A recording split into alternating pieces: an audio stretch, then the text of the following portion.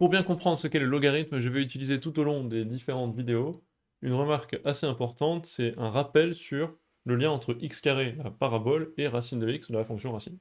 On va s'aider beaucoup de certaines de ces propriétés, du fait notamment que l'une et l'autre sont un petit peu réciproques l'une de l'autre.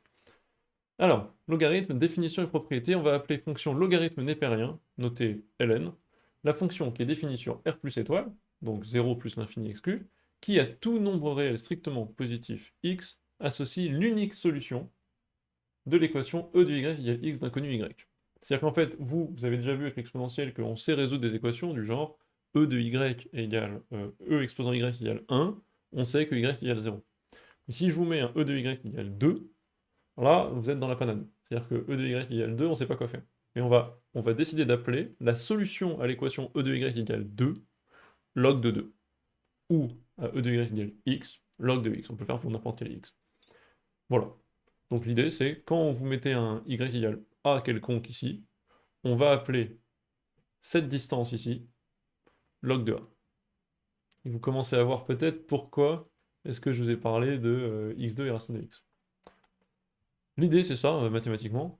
On va avoir, quel que soit x positif, exponentielle de log de x égale x. Bah, en effet, log de x, c'est par définition la solution à e de y égale x. Bah, donc y égale log de x, donc on peut écrire e de log de x égale x.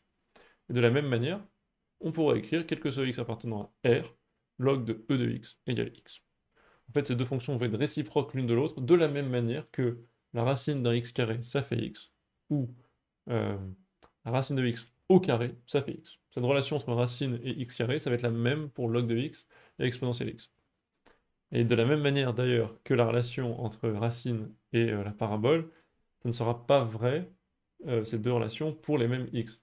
On a vu par exemple que le log était défini uniquement pour les x positifs, donc à partir du moment où j'écris log de x, je ne peux parler que de x positif strict, c'est pour ça qu'ici j'ai quel que soit x positif strict, alors qu'ici on sait que e de x est défini pour tout R, donc c'est quel que soit x appartient à R qu'on a cette deuxième relation. Voilà.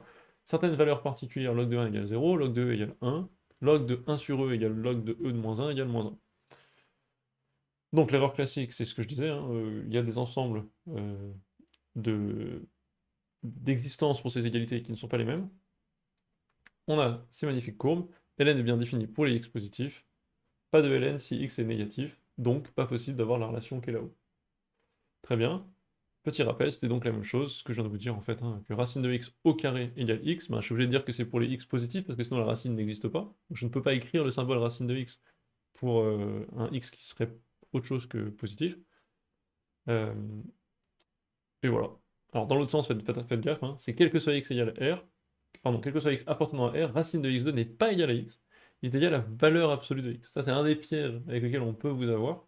C'est-à-dire que, ben oui, c'est défini pour tout x appartient à R, mais si x vaut moins 7, par exemple, ça fait moins 7 au carré, ça fait 49. Vous n'allez pas me répondre que racine de 49, ça fait moins 7. Vous allez répondre 7, parce qu'en fait, vous avez fait spontanément la valeur absolue. Donc quand on écrit de manière théorique avec un x, on est obligé d'écrire racine de x2 égale valeur absolue de x. C'était un petit rappel. Voilà, donc j'ai un peu fait le tour, ça c'est par cœur, hein. J'ai un peu fait le tour, l'idée c'était vraiment ça principalement.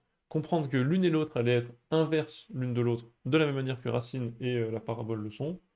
Et voilà, vous donner quelques petites premières propriétés. Je vous retrouve dans la prochaine vidéo.